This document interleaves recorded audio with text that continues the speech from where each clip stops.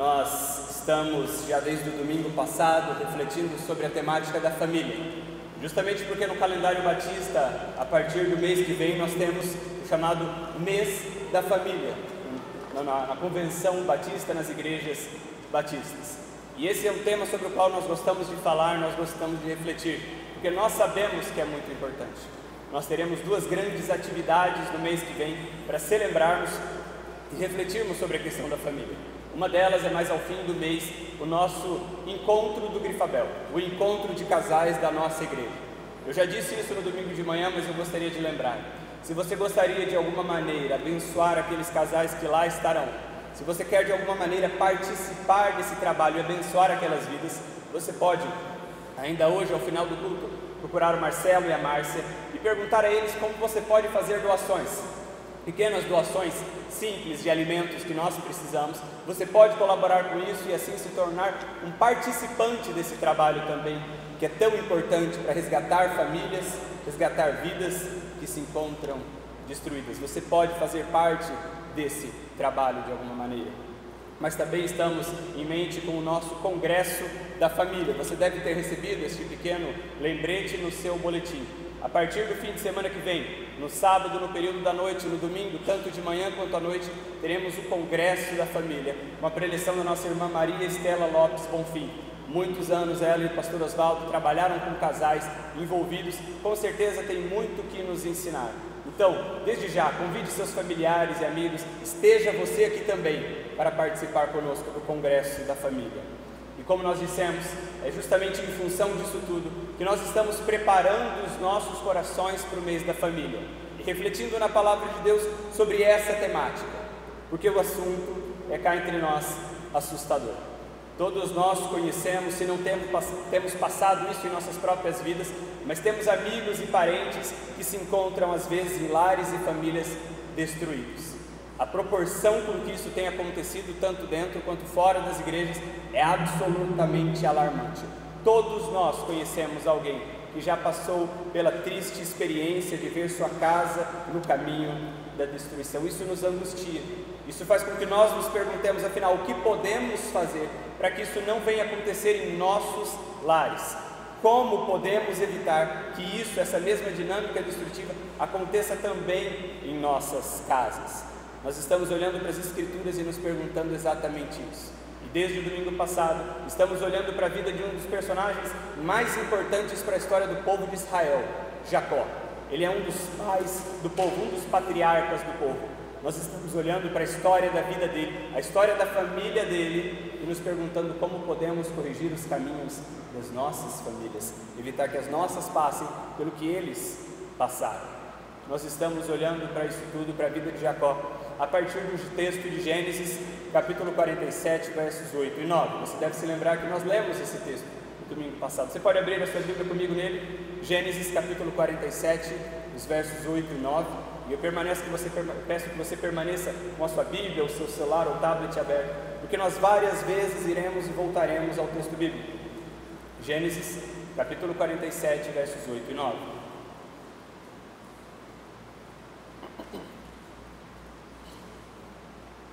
O texto diz assim: então o faraó perguntou a Jacó, Gênesis 47, versos 8 e 9.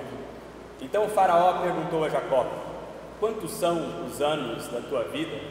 E Jacó respondeu-lhe, o tempo das minhas peregrinações são 130 anos. Poucos e maus têm sido os dias dos anos da minha vida. Não chegaram aos dias dos anos da vida de meus pais nos dias das suas peregrinações. O que nós temos aqui é um texto do final da vida de Jacó. Ele já é idoso e tem a oportunidade de conhecer o homem mais importante da sua geração, o imperador do maior império da época, o imperador do Egito, o faraó. E o faraó gosta muito, tem como segundo homem no reino um dos filhos de Jacó, José. E por isso ele tem profunda simpatia com Jacó. E por isso ele pergunta, Jacó, qual é a sua idade? E Jacó responde a sua idade, fazendo também um breve resumo da sua vida. E o breve resumo da vida de Jacó, eu tenho 130 anos, poucos e maus têm sido os dias dos anos da minha vida. Que resposta triste, não é mesmo? Tudo que nós não queremos para nossas vidas. Chegar a uma idade avançada e chegar à triste conclusão. poucos e maus têm sido os dias da minha vida. Nós nos perguntamos o que aconteceu com Jacó, para ele se tornar um idoso tão amargurado, tão triste no final da sua vida. E nós estamos fazendo isso, olhando para a história de vida de Jacó em retrospecto, para tentar entender como ele chegou nesse momento de vida, como ele chegou nesse estágio de vida de se tornar um idoso tão triste e amargurado. Na primeira parte, domingo passado, nós olhamos para a história de Jacó na casa de seus pais, quando ele ainda era um jovem, na sua infância, adolescência e juventude. Tudo o que aconteceu lá e como as coisas se construíram até ele chegar a um idoso, a uma idade avançada, mas com esse nível de tristeza. Domingo passado nós percebemos que, apesar de serem povo de Deus, herdeiros da promessa de Deus, eles eram uma família que tinha em casa uma vida pior que história de novela. Domingo na igreja eles pareciam ser a família ideal, mas em casa, aqueles irmãos que cantavam hinos de louvores a Deus em casa, não perdiam uma oportunidade de passar por cima do outro e abusar um do outro sempre que podiam. Lá em Gênesis capítulo 25 nós lemos que Jacó tinha um irmão gêmeo que nasceu poucos minutos antes dele, Esaú. E eles tinham muitos conflitos porque suas personalidades eram absolutamente diferentes. Um deles era preferido pelo pai, Esaú, mais velho, era preferido do pai, porque era homem do campo e gostava de atividades. Já Jacó, um homem mais caseiro, era preferido pela sua mãe. E essa era a dinâmica de preferência que regeu toda a vida deles. Quando eles ainda são novos, Jacó se aproveita de um dia que o seu irmão está quase morrendo de fome para comprar o direito de irmão mais velho, o direito de primogenitura. E na verdade nós vimos que o que aconteceu ali não foi realmente uma compra, foi uma chantagem, porque ele aproveita o fato de seu irmão estar quase caindo de morto de tanta fome para chantageá-lo pelo direito de ser chamado mais velho. Anos depois, quando o pai deles, Isaac, já era um idoso, já estava praticamente cego, Jacó se mancomuna com a sua mãe para enganar o pai que está idoso e que está cego, para que Jacó obtenha a bênção de irmão mais velho no lugar do seu irmão. A mãe e o filho mais novo se unem e aproveitam a idade e a cegueira do pai para enganá-lo e tirarem vantagem do irmão mais velho da família. Essa é a família, essa é a casa de Jacó. O fato é que quando Esaú descobre que foi enganado por Jacó mais uma vez, ele fica tão irado que ele jura que quando o pai morrer, ele vai matar o seu irmão. Ele não vai perdoar, ele não vai deixar Jacó permanecer vivo, enganando as pessoas, até mesmo a sua própria família. E por isso Jacó tem que fugir. E Jacó foge para uma terra muito distante, a casa de um dos seus tios, Labão. E foi aí que nós paramos no domingo passado. Ali, olhando para esses relatos, nós percebemos três coisas muito importantes. A primeira é que famílias do povo de Deus também têm seus problemas e suas crises. Famílias do povo de Deus não podem de maneira nenhuma cair na ingenuidade de acreditar que porque pertencem ao povo de Deus, elas estão blindadas de problemas e crises. Acreditar que porque vão à igreja, porque são herdeiras da promessa, não terão problemas. Se eu crio meus filhos na igreja, automaticamente eles não terão problemas, certo? Diz as Escrituras, errado. Não existe blindagem, não existe um passo, uma pílula que se toma e pronto, está tudo resolvido do dia para a noite. Não há blindagem quando se trata de famílias, quando se trata de casamento. O que existe é cuidado e zelo diário pelas nossas relações. O que existe é uma vida de diálogo, de conversa, de constante perdão, de constante discussão de relacionamento para entender e ajustar os caminhos para que casais, pais e filhos nunca se percam uns dos outros. Nós percebemos também que um dos problemas mais comuns das famílias, inclusive as famílias do povo de Deus, é a preferência entre os filhos. Nós lembramos, todo mundo concorda que preferência entre filhos é um problema sério, mas pouca gente percebe que isso se passa também na sua casa. Infelizmente, é algo que entra sorrateiramente nas nossas vidas e não percebemos. Muitos pais têm sim preferência por um dos filhos e nem sequer percebem isso. Mas os próprios filhos, esses sim, esses percebem e sofrem muito por conta disso. A preferência deixa nos filhos marcas profundas que acabam machucando, magoando, gerando ressentimentos que às vezes se alongam para a vida inteira. Mas em terceiro lugar, nós percebemos que muitas vezes pais, dentro da sua preferência, sem perceber seus próprios erros, acabam piorando conflitos que existem entre seus filhos. É o que aconteceu entre Esaú e Jacó. eles tinham seus problemas, eles tinham seus conflitos, e os pais, tentando ajudar, na verdade, pioram tudo e levam ao rompimento das relações. Muitas vezes pais, não adereçando os conflitos dos seus filhos, acabam piorando tudo, e pequenos problemas se transformam em grandes ao longo dos anos e podem levar os lares à destruição. Poucos lares são destruídos do dia para a noite. No mais das vezes, pequenos conflitos que se alongam e se arrastam ao longo de anos e são alimentados diariamente por mágoas e ressentimentos, crescem e passam a ter a força de destruir um lar. E por isso nós precisamos estar atentos, porque não há blindagem, há apenas cuidado diário. Foi isso tudo que nós falamos no domingo passado. Mas hoje eu quero que você abra sua Bíblia comigo, eu peço que você abra sua Bíblia comigo em Gênesis capítulo 28, verso 10, volte alguns capítulos de Gênesis 47 que nós acabamos de ler, porque eu quero te mostrar um fato surpreendente que pode mudar todo o rumo da história de Jacó, algo que pode mudar completamente a história dessa família. É uma história que você encontra em Gênesis capítulo 28, versos 10 a 22. Acompanhe comigo na sua Bíblia, Gênesis 28, 10 a 22. Jacó partiu de Berseba e foi em direção a Harã, a terra de seu tio. E chegou a um lugar onde passou a noite, porque o sol já havia se posto. E tomando uma das pedras do lugar, colocou debaixo da cabeça, deitou-se ali para dormir. Então sonhou que havia uma escada colocada sobre a terra, cujo topo chegava ao céu, e os anjos de Deus subiam e desciam por ela. E acima dela estava o Senhor, que disse: Eu sou o Senhor, o Deus de teu pai Abraão e o Deus de Isaque. Eu darei a ti e a tua descendência essa terra em que estás deitado, e a tua descendência será como o pó da terra. Tu te espalharás para o ocidente, para o oriente, para o norte e para o sul. Todas as famílias da terra serão abençoadas por meio de ti e da tua descendência.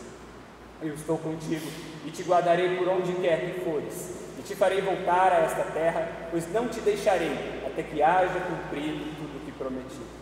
Quando Jacó acordou do sonho, disse: Realmente o Senhor está nesse lugar, e eu não sabia. E cheio de temor disse: Como este lugar é terrível! Este lugar não é outro senão a casa de Deus, a porta do céu. Jacó levantou-se de manhã cedo, tomou a pedra que havia posto debaixo da cabeça e a colocou como coluna. Então derramou azeite sobre ela e chamou aquele lugar Betel. Antes, porém, o nome da cidade era Luz. Jacó também fez um voto: Se Deus for comigo e me guardar nesse caminho que eu vou seguindo, e me der pão para comer e roupas para vestir, de modo que eu volte em paz à casa de meu pai, e se o Senhor for o meu Deus, então esta pedra que coloquei como coluna será a casa de Deus, e certamente te darei o dízimo de tudo quanto me deres. No meio da caminhada triste de Jacó, ele tem uma incrível experiência com Deus.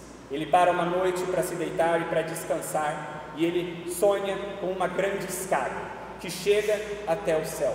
E nessa escada que vai até o céu, ele vê anjos subindo e descendo, e ele vê o próprio Senhor Deus assentado sobre um trono no topo da escada. E quando ele está ali, o Senhor fala com ele, e o Senhor diz: Eu, o Senhor, que prometi ao teu avô Abraão e ao teu pai Isaque, prometo a também você, Jacó: eu estarei com você e te guardarei. Eu te darei uma grande e próspera descendência, e darei a vocês uma terra para chamarem de sua. Tão somente sejam você e sua descendência uma bênção a todas as famílias da terra. Se você voltar a sua Bíblia para Gênesis 17, você vai ver basicamente a mesma fala do Senhor a Abraão. O Senhor está atualizando a sua promessa que foi feita ao avô Abraão, ao pai Isaque, agora ao filho Jacó. Ele renova a sua aliança dizendo: eu estarei com você, eu quero um relacionamento com você, eu quero fazer uma obra no mundo através da sua vida e através da sua família e da sua descendência.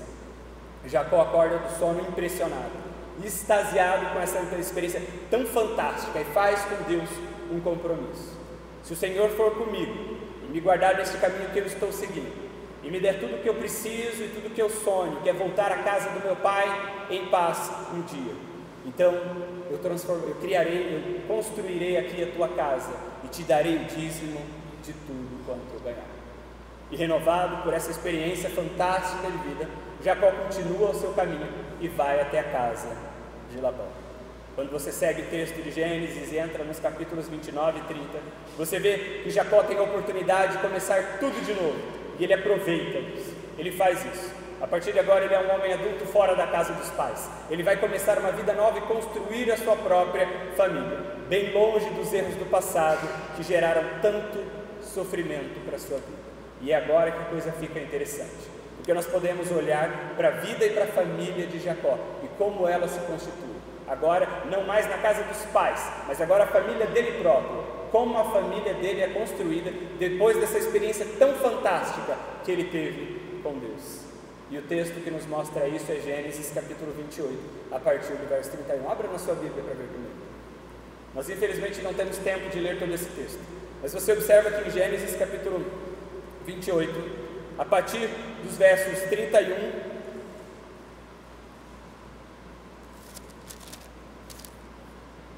perdão, me enganei, a partir de Gênesis 29, a partir do verso 31, até mesmo o capítulo 30 de Gênesis, você começa a ver a história de como é a família de Jacó, ainda bem no seu início.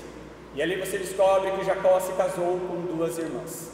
O fato que quando ele chega na casa de Labão, o seu tio, ele se apaixona por uma das suas primas, e era muito comum os casamentos sempre dentro de famílias naquela época.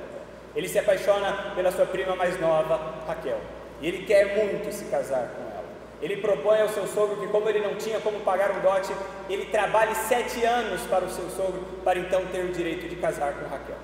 Mas o fato é que o seu sogro utiliza de uma artimanha e faz Jacó, na verdade, casar-se com a sua filha mais velha, Lia, em algumas versões, Leia, ao invés de Raquel.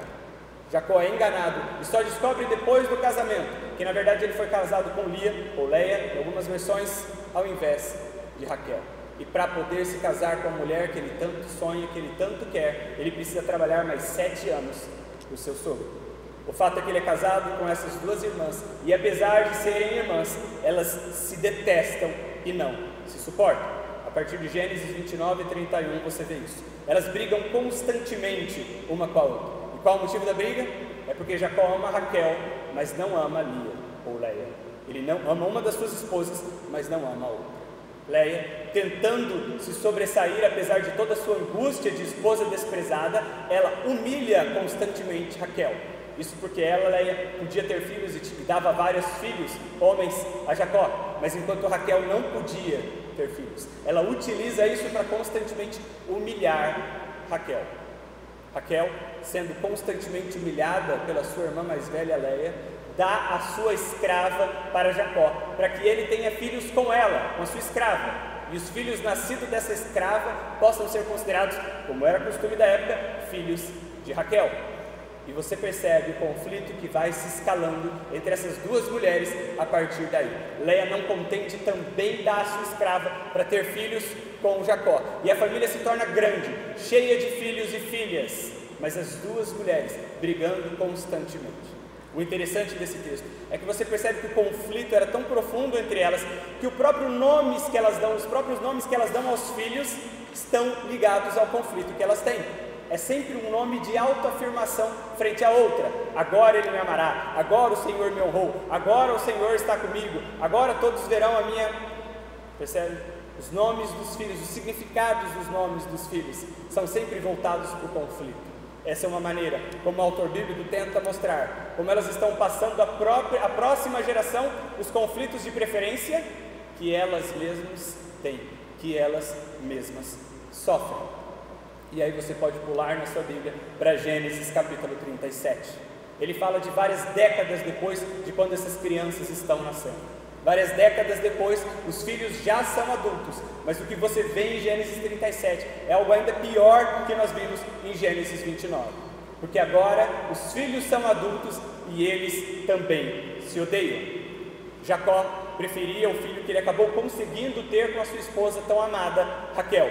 Ele tem um filho chamado José, e ele prefere clara e abertamente José, frente a todos os seus outros filhos. E os seus filhos também se ressentem por isso. Odeiam José por conta disso, e dão até mesmo um jeito de se livrar de José dentro da família. E aqui nós precisamos parar um pouco e pensar em tudo isso que nós estamos falando. Porque você entendeu bem o que está acontecendo aqui? José Jacó sai da casa dos seus pais e tem um encontro com o Senhor.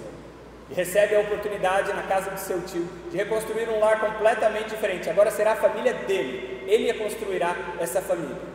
Mas no final das contas, nós olhamos para Gênesis 29 e Gênesis 37 e percebemos que ele construiu uma família exatamente igual à família dele, com o mesmo problema, conflito entre os filhos que se odeiam por causa de preferência do pai.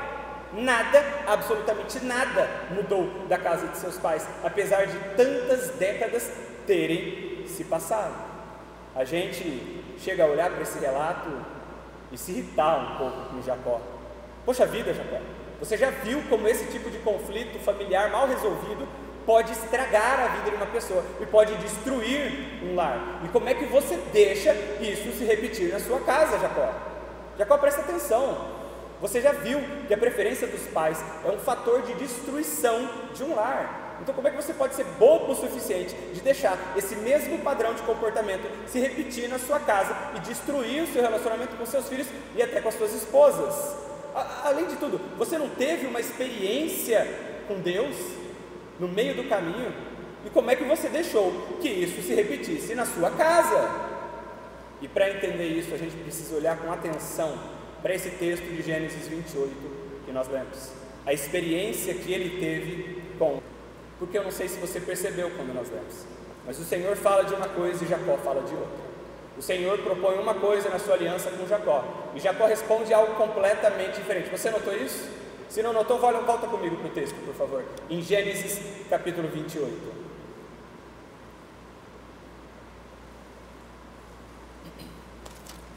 Em Gênesis capítulo 28, nos versos 13 a 15, o Senhor fala com Jacó e propõe a aliança que ele quer fazer também com Jacó e que ele havia feito com seu avô e seu pai. E ele diz: Jacó, eu estarei com você e te guardarei. Eu te darei uma grande e próspera descendência. Eu darei a vocês uma terra para chamarem de sua. Tudo isso para que vocês sejam uma bênção a todas as famílias da terra.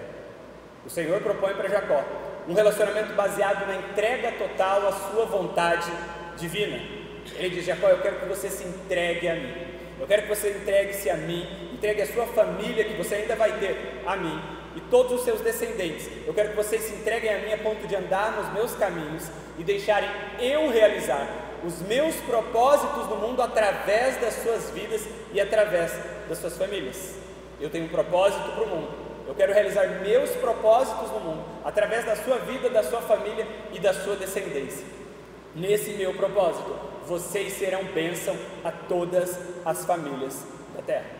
O que o Senhor está propondo para Jacó é um exercício total de entrega, dizendo: eu definirei os caminhos de vocês, eu guiarei vocês pelos meus caminhos. As palavras que ele está dizendo aqui são muito semelhantes a que você encontra em Gênesis 17, quando ele falou com o avô Abraão: anda nos meus caminhos e ser perfeito, porque é assim que eu abençoarei todas as famílias da terra. A proposta é essa: uma entrega e um relacionamento profundo e íntimo com o Senhor. Formar através de Jacó um povo que andará nos caminhos do Senhor e atrairá outros povos para que também venham a conhecer o Senhor. A proposta é essa. Mas aí nos versos 20 a 22, você vê Jacó respondendo algo completamente diferente. Jacó faz uma contraproposta ao Senhor e diz assim: ok, se o Senhor estiver mesmo comigo, cuidar de todas as minhas necessidades, realizar o meu sonho de voltar para a casa do meu pai em paz, então eu construo um altar e dou o dízimo certinho, sem atrasar todo mês. Combinado, Senhor? Aí eu te pergunto: foi isso que o Senhor propôs? Não, mas foi isso que Jacó respondeu. Enquanto o Senhor estava propondo para Jacó um relacionamento baseado na entrega mútua, Jacó está oferecendo ao Senhor uma barganha de bênçãos, uma relação de troca de bênçãos com fidelidade financeira. O Senhor me abençoa e dá tudo o que eu quero e sonho, e eu te dou o dízimo, e até construo um altar do Senhor. Mas não foi isso que o Senhor propôs. Isso fica muito claro. O Senhor diz: anda nos meus caminhos, de maneira que eu realize os meus propósitos através da sua vida, da sua família e da nação que virá dela. Você se entrega a mim, Jacó, e eu me entrego a você. Mas o pacto que Jacó quer com Deus é diferente. Não, eu continuo andando nos meus caminhos, os caminhos que eu mesmo tracei pelas minhas decisões e atitudes, e o Senhor vem comigo nos meus caminhos. Aí o Senhor cuida de todas as minhas necessidades, o Senhor realiza o meu sonho, e aí eu entrego o dízimo, tudo certinho. Eles estão falando de coisas completamente diferentes. Olhe para o verso 20, ele utiliza essa expressão: se o Senhor vier comigo nesse caminho que eu estou andando, no meu próprio caminho. Mas não é isso que o Senhor chamou. O Senhor queria: Jacó, abandona os teus caminhos e venha para os meus. Mas Jacó responde: não, aí já está demais, Senhor. Não, eu continuo nos meus caminhos que eu mesmo tracei, e na melhor das hipóteses, o Senhor vem comigo. O Senhor me abençoa e eu dou o dízimo todo certinho. Não era isso que o Senhor propôs, mas é só isso que Jacó estava disposto a dar. E aí nós entendemos que o Senhor propôs uma experiência profunda a Jacó, de transformação de vida, de mudança de caminho, mas Jacó não aceitou. Jacó só permitiu que aquela experiência mudasse a superficialidade da sua vida e não o transformasse profundamente. Quer uma prova disso? Se você chegar em casa e continuar lendo esse texto, você vai ver como foi a vida de Jacó na casa do seu sogro, na casa do seu tio, que depois veio a ser seu sogro. Tudo começa muito bem. Ele é bem acolhido, ele é bem aceito, ele é respeitado, ele se torna um trabalhador, ele consegue prosperar e ele é muito bem acolhido em família. Até o dia que Labão o engana. Nesse dia, Jacó põe a mão na consciência e diz: para que eu estou sendo tão certo? Para que eu estou sendo tão correto? Labão acha que é enganador, agora ele vai ver quem eu sou de verdade. E Jacó volta a ser o antigo enganador que ele era na casa de seus pais. Ele se entrega novamente para aquela antiga dinâmica de vida. Labão fez isso comigo, agora ele vai entender. E Labão e Jacó entram numa briga de gato e rato, no qual um tenta enganar o outro para obter compensação nos negócios melhor do que o outro. A mudança foi tão superficial na vida de Jacó, que quando a coisa aperta e as coisas ficam difíceis, ele volta a ser a antiga pessoa que ele era antes. Ele volta a ser o antigo enganador que ele foi na casa de seus pais. Ele teve uma experiência com o Senhor, mas essa foi uma experiência absolutamente superficial. Ele não realmente deixou de se transformar pela experiência com o Senhor. É por isso que ele acaba repetindo na sua casa a mesma dinâmica diabólica, nefasta, que foi vivida na casa de seus pais, de preferir uns aos outros e com isso construir a destruição que se abateu sobre a sua família. Assim ele vai desde o início, construindo a sua família sobre esse fundamento que não tem como permanecer. É por isso que Jacó, rodou e acabou repetindo os mesmos erros que os seus pais cometeram. Porque ele teve uma experiência, mas deixou que essa experiência com Deus permanecesse apenas na superficialidade da sua vida. Ele disse: Senhor, vem comigo nos meus caminhos, mas eu não deixarei o caminho que eu tracei para a minha própria vida. Em momento nenhum Jacó perguntou: Senhor, que caminho então é esse que o Senhor quer que eu ande?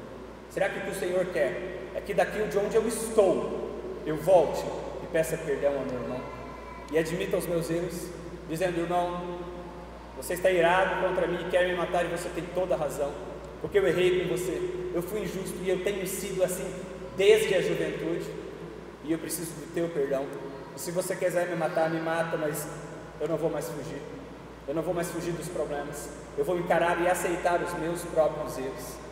Em momento nenhum Jacó se pergunta para o Senhor se esse era o desejo do Senhor: voltar e pedir perdão para tentar reconstruir a família junto, de maneira que ele possa permanecer junto de sua mãe e junto de seu pai, ou mesmo que depois ele siga para a casa de Labão, mas pelo menos ele deixe relações reatadas, curadas. Em momento nenhum ele se pergunta isso. Ele quer continuar nos caminhos dele. Uma experiência fantástica, mas que não o atingiu em profundidade, porque ele não permitiu. Sabe o que é mais triste nessa história? Sabe o que é mais triste de olhar para a história de Jacó? É saber que ela se repete ainda hoje em muitas famílias. Há muitas pessoas, algumas aqui, que sofreram também com dinâmicas muito ruins na casa de seus pais. Sofreram agressão, sofreram abuso físico e emocional, pessoas que sofreram com a preferência dos pais e, consequentemente, sofreram rejeição por um dos pais, mas não percebem que também estão repetindo essa mesma dinâmica nos seus casamentos e no seu relacionamento com seus filhos. Há muitas pessoas e famílias que, ao invés de quebrar esse ciclo vicioso, estão repetindo esse mesmo ciclo dentro de suas casas e cometendo, sem perceber, os mesmos erros que os seus pais cometeram, exatamente como Jacó cometeu. Às vezes, são pessoas que percebem isso, que sentem que as suas famílias não estão no caminho certo, estão vivendo num comportamento destrutivo e pecaminoso, precisam parar e sair disso, mas não sabem como. Há famílias que já percebem que estão se autodestruindo, mas não conseguem interromper o processo no qual caíram. Semana passada, no final da nossa reflexão, nós apontamos o caminho, a verdade e a vida para a cura de toda e qualquer família, o Senhor Jesus Cristo. Qualquer família que esteja destruída, que esteja no caminho da destruição, precisa conhecer o Senhor Jesus Cristo, porque Ele é o Senhor de todo o universo, e Ele tem todo o poder no universo. Ele pode curar qualquer família, Ele pode curar qualquer relacionamento, Ele pode até mesmo ressuscitar relacionamentos que talvez entendamos que já estejam mortos. Qualquer lar que precisa de cura, que precisa de vida, precisa do Senhor Jesus Cristo. Mas hoje, olhando para o resto da vida de Jacó, nós precisamos entender algo mais. É que não basta uma entrega superficial ao Senhor Jesus Cristo. Não basta tentar fazer com o Senhor Jesus Cristo uma barganha. Tá ok, Jesus, se o Senhor curar a minha família, se o Senhor curar o meu relacionamento, o meu casamento, se o Senhor curar meu relacionamento com meus filhos, então eu passo a vir na igreja e entrego o dízimo tudo certinho. Não basta esse tipo de barganha. E entenda aqui uma coisa: nós não estamos falando contra o dízimo, ele é essencial para a continuidade da obra do Senhor e para a vida da igreja. É uma área essencial da sua vida de fidelidade ao Senhor. Mas não basta pensar que porque você vive essa dimensão da sua vida espiritual, todos os problemas estarão resolvidos e que com o dízimo você pode comprar bênçãos e cuidado do Senhor. Não basta uma entrega superficial ao Senhor Jesus Cristo. É preciso uma entrega profunda que transforme a sua vida, para que realmente as nossas histórias sejam mudadas. É por isso que tem muita família dita cristã que vem na igreja todo domingo, está envolvida na igreja, no louvor, na orquestra, no coro, até mesmo na liderança, mas ainda assim está em um processo de destruição, está em um caminho de autodestruição. Porque não basta que um dia você, sua esposa, seus filhos tenham tido uma experiência com Deus. É preciso que essa seja, em Cristo Jesus, uma experiência profunda de transformação. Porque só o Senhor Jesus Cristo, diz a palavra de Deus, é capaz de nos transformar em novas criaturas, que não cometem mais os mesmos erros para os quais fomos programados muitas vezes desde a infância. Não basta gostar de Jesus, não basta vir à igreja e entregar o dízimo, não basta participar das atividades, é preciso viver uma vida de total e completa entrega ao Senhor Jesus e se deixar transformar por Ele, entender que só Ele é o caminho, só Ele é a verdade e só Ele é a vida para qualquer família destruída. Mas não basta uma entrega superficial, não basta uma entrega de conveniência, não basta tentar barganhar com Cristo, é preciso entregar verdadeiramente a sua vida, é preciso permitir que Ele mude a sua essência. Nós vemos isso na vida de Jacó.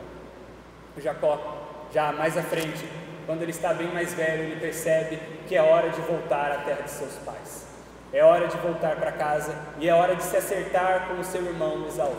E ele planeja todas as coisas. Agora ele é um homem já velho, ele é um homem rico, seus filhos já são grandes e ele percebe que é hora de voltar. Ele prepara tudo isso e volta com a sua família. Ele não sabe o que encontrará, ele ainda tem medo de ser morto pelo seu irmão, mas ele vê que é tempo e ele diz: eu me jogarei aos pés do meu irmão, eu pedirei perdão, eu pedirei nem que seja pela vida da minha família, que ele poupe a minha família e tire apenas a minha vida, mas não dá mais para tentar andar nos meus caminhos. E agora ele volta.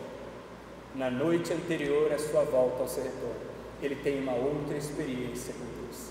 O Senhor aparece para ele Ele não sabe que é o Senhor, mas ele vê essa pessoa diante dele. E vendo essa pessoa, por algum motivo, eles começam a lutar. E o texto diz que Jacó é um homem forte, e eles lutam a noite inteira. E quando já vai amanhecendo, o Senhor que está lutando ali com Jacó, toca na sua coxa e desloca o tendão da sua perna, de maneira que a partir dali Jacó perde e se torna manco para o resto da vida. É muito interessante esse momento da história de Jacó, porque resume a vida dele. Jacó foi um homem que teve uma experiência com Deus no passado. Nós lemos aqui, conheceu ao Senhor, mas passou a vida inteira lutando com o Senhor, tentando permanecer nos próprios caminhos, ao invés de ir para os caminhos do Senhor, e constrói uma família baseada nisso. E na verdade ele não constrói, ele destrói a própria família que ele está tentando construir. E só agora ele entende que ele precisa parar de lutar com o Senhor, porque lutar com o Senhor só te deixa manco. Você nunca será capaz de vencer uma luta com o Senhor. Jacó não pôde, eu não posso, nenhum de nós pode. Tentar lutar contra o Senhor só nos deixará mancos. Mas o Senhor, ao final, diz para Jacó: Jacó, eu vou mudar seu nome. A partir de hoje você não mais se chama Jacó, porque Jacó significa enganador. Isso reflete a sua essência. É isso que você foi a vida inteira e tentou construir uma vida sobre a mentira, sobre o engano das pessoas à sua volta. Mas a partir de agora, você terá um novo nome, se chamará Israel, porque você é o pai do meu povo. Sabe o que significa na Bíblia quando o Senhor muda o nome de uma pessoa? É que Ele está transformando a essência dessa pessoa. A partir de agora, Jacó, que você entendeu que não vale a pena lutar comigo, agora a sua essência está sendo transformada e a sua vida está sendo mudada, porque você se arrependeu dos seus maus caminhos, você viu as besteiras que você fez na sua vida e está voltando para o seu irmão para pedir perdão. Essa volta, esse arrependimento, esse retorno dos seus próprios caminhos significam que você está voltando para os meus, e agora sim, nesta experiência, a sua vida está sendo transformada. Pena que você, Jacó, não deixou que eu transformasse sua vida no passado. Quantos erros teriam sido poupados, quantas brigas, quantas mágoas, quanto ressentimento não poderia ter sido poupado se lá, ainda jovem, você tivesse entregado seus caminhos a mim, tivesse abandonado seus caminhos e vindo para os meus. Mas pelo menos agora, que você já é um senhor de idade, e Jacó é de fato transformado. Jacó se põe aos pés do seu irmão, pede perdão de joelhos, e o seu irmão cai de joelhos para poder abraçá-lo também e diz: mano, está tudo perdoado, já passou, já deixou de ser assim. E há uma frase linda nesse encontro deles: ver a tua face é como ver a face de Deus. O que o autor do texto quer mostrar é que no perdão entre irmãos, no perdão entre pessoas, entre marido e esposa, entre sogros, genros, cunhados e noras, e irmãos e amigos e familiares, o Senhor se manifesta. No perdão de pessoas, o Senhor se manifesta. Pena que a mudança de Jacó só aconteceu tão tarde. Por isso, ele chega aos 130 anos e tem a triste conclusão: poucos e maus foram os meus dias. A graça do Senhor é que eu acho que ninguém aqui tem 130 anos ainda. E todos nós temos a cada dia a oportunidade de retornar dos nossos maus caminhos e voltarmos para os caminhos do Senhor. Todos nós temos hoje a oportunidade de olhar para esse texto bíblico e dizer: eu não quero que isso aconteça com a minha vida, eu não quero que isso aconteça com a minha família, eu não quero me tornar esse homem triste e amargurado, eu não quero me tornar uma mulher triste e amargurada. A oportunidade é hoje. A oportunidade de entregar a sua vida a Cristo, a oportunidade de reconhecer que talvez você já tenha tido uma experiência fantástica com o Senhor Jesus Cristo, mas que você só deixou que ela tomasse a superficialidade na sua vida. Hoje é tempo, hoje é hora de mudar e dizer: Pai, eu preciso me entregar completamente ao Senhor.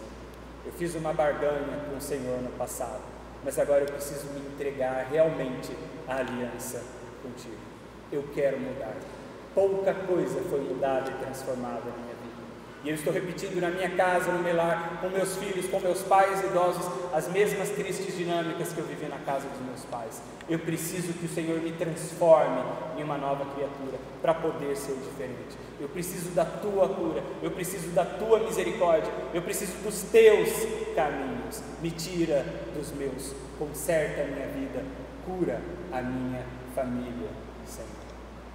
Se a sua família está passando por um processo de autodestruição, se você percebe que precisa dessa mudança de vida e transformação e cura na sua família, no seu casamento, hoje é hora de fazer essa mudança. A oportunidade é hoje e agora, antes que cheguem os dias nos quais você olha para o passado e diz: não tenho neles prazer, não tenho neles contentamento. Antes que chegue o dia, e nós nem veremos, porque o tempo passa muito rápido, no qual nós olharemos para trás e diremos: poucos e maus foram meus dias. Se você não quer que isso aconteça, entregue sua vida e sua família no altar do Senhor Jesus Cristo.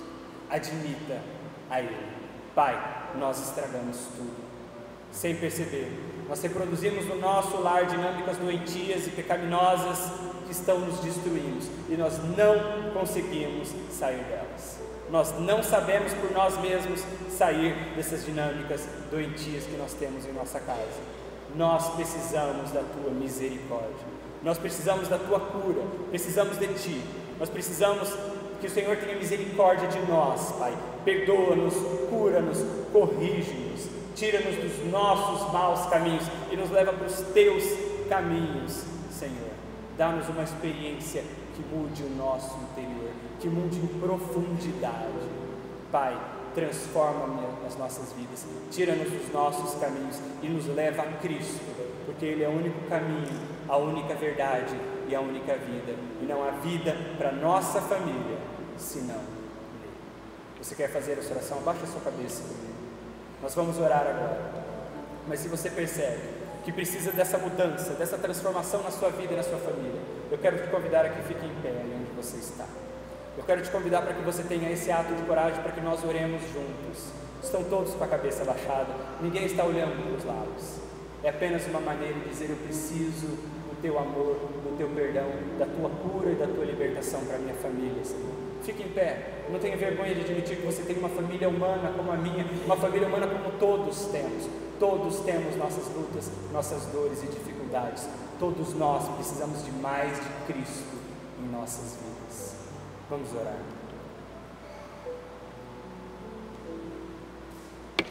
Pai, mais uma vez, nós estamos com corações e mentes prostrados diante de Ti, para Te agradecer pela Tua palavra, agradecer pelo Teu amor, porque o Senhor se manifesta a nós através da Tua palavra, e o Senhor nos ensina tanto, Pai.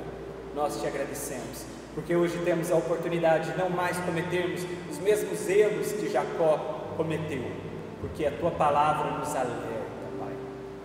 Pai, nós nos preocupamos e temos tanto medo pelas nossas famílias. Nós não queremos nos perder uns dos outros, não queremos que nossos lares sejam destruídos, não queremos perder nossas esposas, nossos maridos, nossos filhos, Pai. Queremos permanecer unidos, ainda que os dias sejam maus e haja tantas dificuldades. Mas para isso nós precisamos que o Senhor nos ensine o Teu amor, que o Senhor nos ensine o Teu perdão, que o Senhor nos ensine a deixar toda teimosia, toda arrogância, todo orgulho, Pai. Precisamos aprender a pedir perdão e conceder perdão uns sobre os outros. Pai, nós precisamos abandonar os nossos maus caminhos e andar nos Teus caminhos. Pai, move o Teu Santo Espírito em nossas vidas, concede-nos mais do Teu Santo Espírito, Pai. Pai, constrange-nos nos nossos erros, mostra onde temos errados e dá-nos humildade para reconhecermos uns para com os outros. Pai, nós estamos aqui pedindo a Tua misericórdia. Nós muitas vezes estragamos tudo e não sabemos como corrigir os nossos caminhos. Precisamos da Tua cura, do Teu amor.